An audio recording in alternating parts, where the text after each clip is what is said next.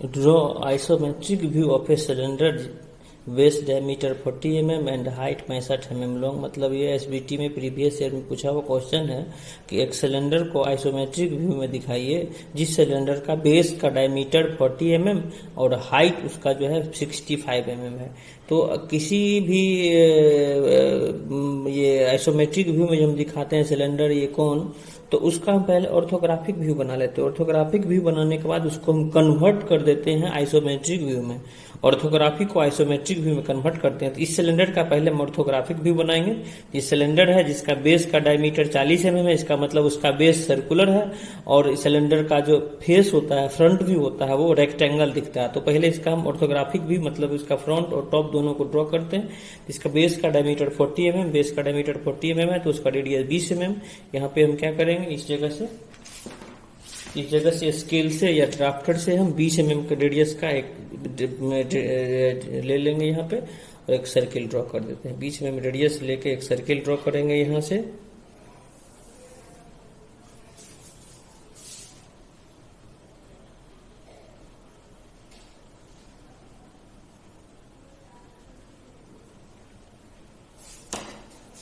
और यहाँ 20 mm radius लेके एक सर्किल ड्रॉ कर देंगे। इस सर्किल ड्रॉ करने के बाद हम क्या करेंगे कि इसको हम बॉक्स में बंद कर देंगे। बॉक्स में बंद कर देंगे तो बॉक्स में बंद करने के लिए हम बता चुके थे कि सबसे पहले यहाँ पे एक हॉरिजॉन्टल लाइन खींच देंगे ऐसे करके, एक हॉरिजॉन्टल लाइन हो गया।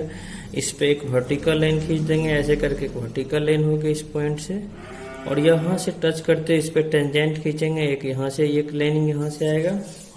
यहाँ से टेंजेंट खींचते हुए एक लाइनिंग यहाँ से लेंगे, ये पॉइंट यहाँ से आ गया ये बॉक्स में। और इस पॉइंट से एक पॉइंट यहाँ से टेंजेंट खींचते हुए इस पॉइंट से हम यहाँ से ड्रॉ कर देंगे एक पॉइंट को। और ये पॉइंट से फिर हम यहाँ से टेंजेंट खींचते हुए इसको हम एक ब्लॉक में बॉक्स में बंद कर देते हैं। और इसी बॉक्स का नोमेनक्लेचर हम कर देते हैं कि इस पॉइंट को मान लेते हैं ए, इस पोर्शन को बी, इसको सी, इसको डी, इसको 1, इसको 2, इसको 3, इसको 4। अब ये इसका हम बना लिए। अब यहाँ पे हमको बनाना है क्या कि इसको आइसोमेट्रिक व्यू में, हम बता दिए थे किसी को भी आइसोमेट्रिक व्यू में जब हम दिखाते हैं तो एक थोड़े रेफरेंस लाइन लेते हैं। रेफरेंस लाइन यहाँ से एक रेफरेंस लाइन खींच देंगे यहाँ से ये। अब इस रेफरेंस लाइन पे एक हम पॉइंट ले लेते हैं और इस पॉइंट से हम 30 डिग्री से इंक्लिनेशन करके इस पॉइंट पे हम इस स्केल को रख देते हैं यहाँ से ये।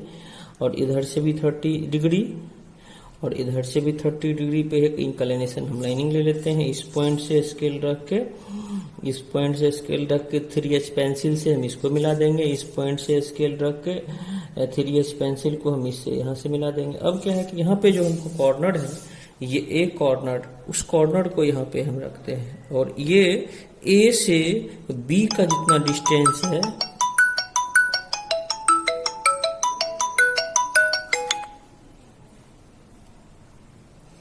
ए से बी का जितना डिस्टेंस है वो डिवाइडर से हम माप के और ए से बी का डिस्टेंस को हम माप लेंगे। यहाँ से ए से बी का डिस्टेंस हो गया। और ये ए से डी का जितना डिस्टेंस है वो डिस्टेंस को हम यहाँ पे कटिंग कर लेते हैं। ए से डी का डिस्टेंस हो गया। अब हम क्या करेंगे, इस पॉइंट से इस पॉइंट से हम डिवाइडर को, ये डिवाइडर काट से लेके इस पॉइंट से हम इस पॉइंट से एक यहाँ से एक हम ये लाइनिंग खींचेंगे। ये इस पॉइंट से नहीं तो हम क्या करेंगे, यहाँ से इसके पैरेलल में ये लाइनिंग, यहाँ से इसके पैरेलल में ये लाइनिंग खींचेंगे ये, और यहाँ से इसके पैरेलल में ये लाइनिंग खींच के इसको हम मिला देते हैं।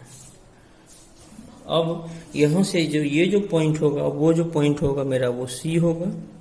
अब इस पॉइंट से हम क्या करते हैं, यहाँ से कितने mm के एक्सिस का हाइट है तो 65 mm। तो इस पॉइंट से हम क्या करेंगे, यहाँ से वर्टिकल लाइन 65 mm का यहाँ से खींच देंगे। यहाँ से भी हम 65 mm का एक वर्टिकली लाइन खींच देंगे। यहाँ से भी हम 65 mm का एक वर्टिकली लाइन खींच देंगे इस पॉइंट से। इस पॉइंट से वर्टिकली लाइन खींचने के बाद हम क्या करेंगे कि इस पॉइंट से भी 65 mm, यानी यहाँ से जो ये जो डिस्टेंस हम मेजरमेंट करेंगे, मान लेते हैं कि ये 65 mm है, यहाँ से ये 65 mm है। तो यहाँ से भी ये 65 mm को मेजरमेंट करेंगे, यहाँ से भी हम 65 mm को मेजरमेंट करेंगे, यहाँ से भी हम 65 mm को मेजरमेंट करके और इस पॉइंट से स्केल रख के हम क्या करेंगे, यहाँ से इस पॉइंट को भी हम मिला देंगे ऐसे करके, यहाँ से इस पॉइंट को मिला देंगे ऐसे करके, यहाँ से इस पॉइंट को मिला देंगे ऐसे करके, ये पॉइंट यहाँ से मिला देंगे और ये पॉइंट को हम यहाँ से मिला देंगे। अब हम क्या करेंगे इस पॉइंट से कि इस पॉइंट से हमको मेजरमेंट करने के लिए इसका ए और बी के बीच में एक मिडिल पोर्शन यहाँ पे भी है, इसका मिडिल पोर्शन यहाँ पे, इसका मिडिल पोर्शन यहाँ पे, इसका मिडिल पोर्शन यहाँ पे, इसका भी मिडिल पोर्शन, इसका भी मिडिल में डिवाइडेशन, इसका भी मिडिल में डिवाइडेशन, इसका भी मिडिल में डिवाइडेशन।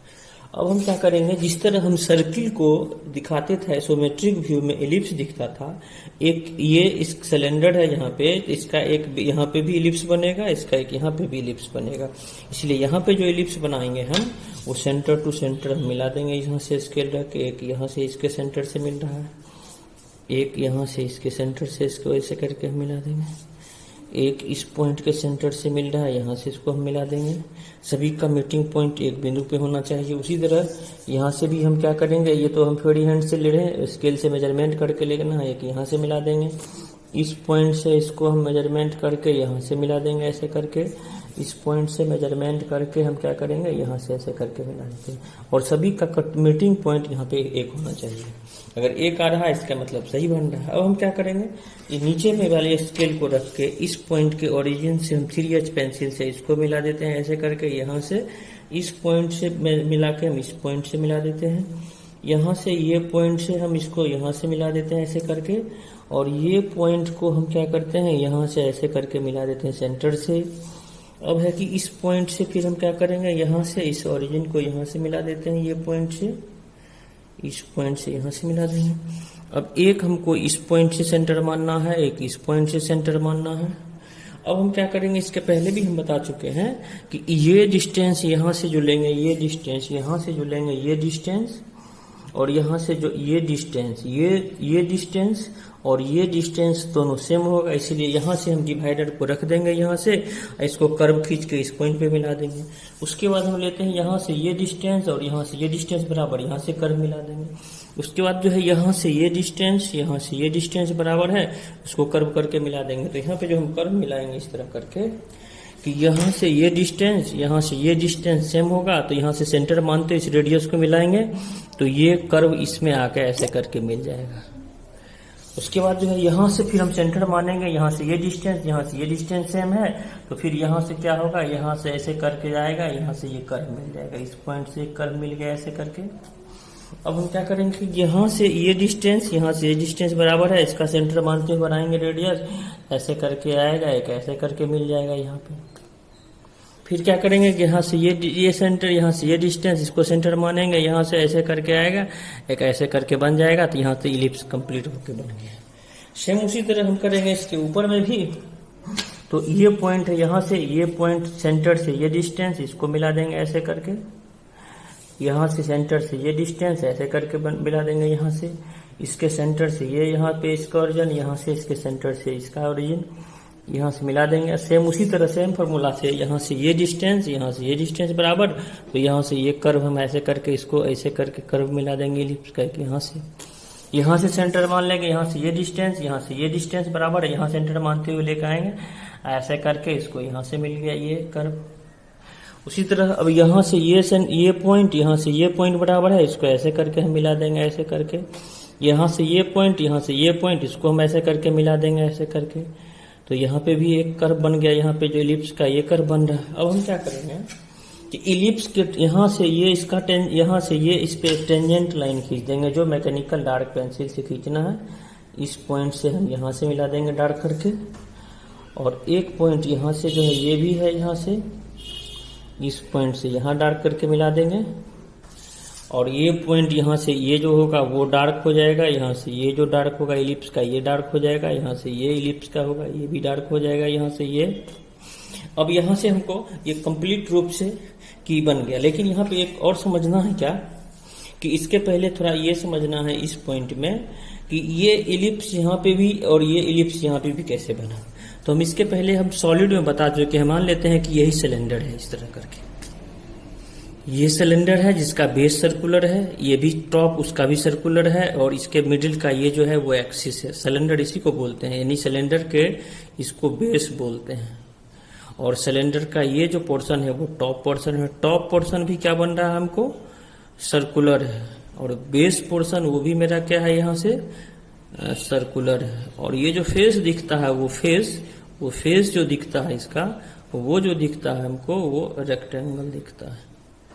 तो पूछेगा कि सिलेंडर किसको बोलते हैं, तो जिसका बेस और टॉप दोनों सर्कुलर हो और फेस दिखता हो रेक्टेंगल के तरह, उसको सिलेंडर बोलते हैं। इसको आइसोमेट्रिक में दिखाते हैं तो बेस भी सर्किल है, ऊपर टॉप भी सर्किल है।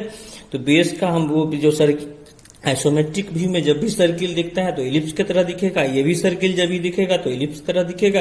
इसलिए यहाँ भी इलिप्स और यहाँ भी इलिप्स। और ये सिलेंडर का हाइट है, वो सिलेंडर का ये हाइट लेंगे। ये 40 mm बेस का डायमीटर है, तो यहाँ ये जो 40 mm का ये इस तरह का बना लेंगे बॉक्स।